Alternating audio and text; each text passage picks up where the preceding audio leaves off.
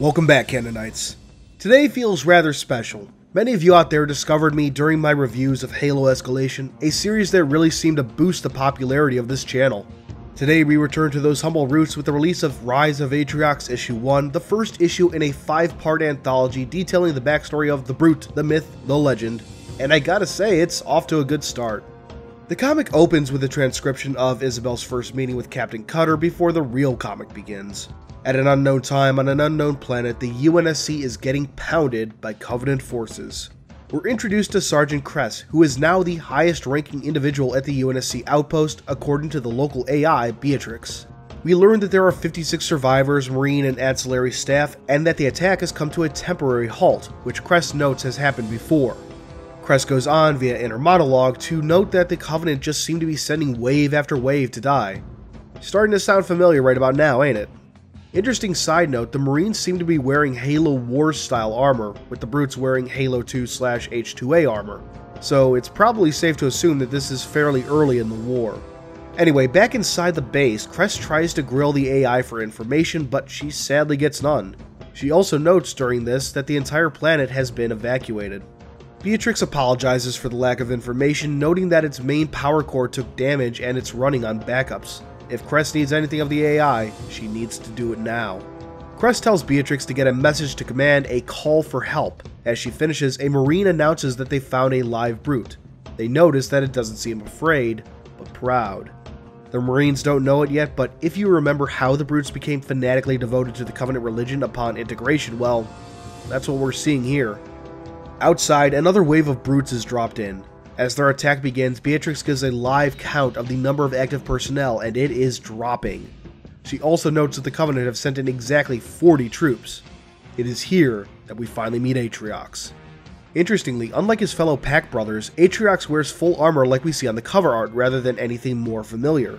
He looks great, don't get me wrong, but he also stands out, and not necessarily in a good way. Personally, I would have rather seen him in something closer to what the rest of the Brutes are wearing, at least for now. Maybe it's because he's the commander or something he gets special armor, but I would have liked it if they started him out with something closer to the basic Brute look, and in a future issue, maybe the next issue based on the description, give him full armor indicating that he either earned it as he survived battle after battle, or perhaps he stole it from the battlefield as he survived. Also, quick art note, they gave Atriox a full 5 digits here, rather than the 4 Gerald Hanai are supposed to have, although this seems to be the only page that has this issue. Anyway, Kress and her men prepare for battle, heading to the western section of the base where the new forces are likely to enter. Beatrix keeps feeding Kress live numbers of UNSC survivors, but Kress pushes her troops on. They fight off the Covenant as much as they can, numbers on both sides falling. The UNSC falls back until only Kress and one other Marine live.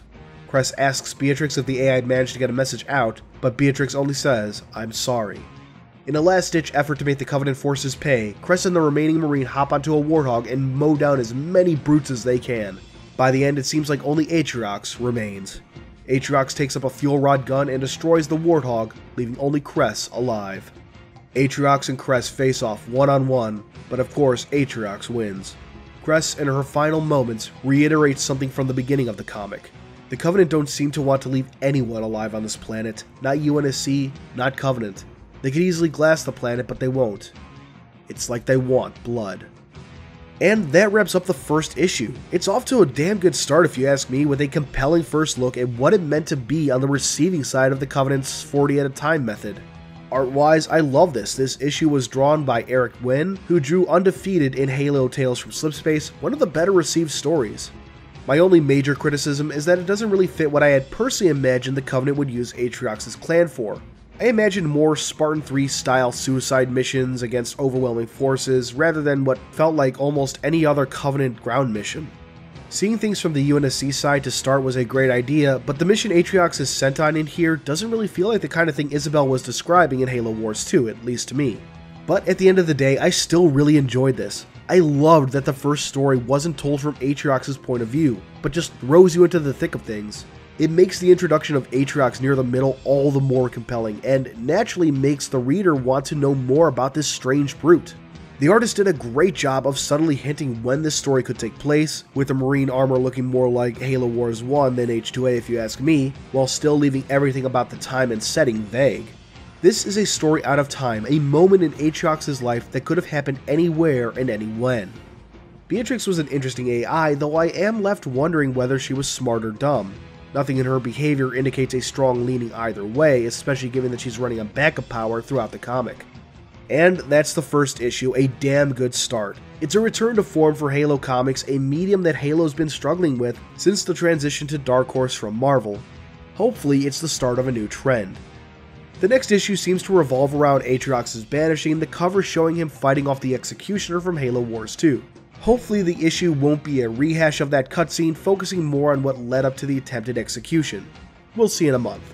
So what do you think of this issue, and are you excited for future issues? Let me know in the comments below. Until next time, this has been Halo Canon. Hey guys, thanks for watching. If you liked this video, please consider giving it a thumbs up, subscribing, and sharing it around. You are the reason I get to keep doing this, so thank you. Profusely thank you.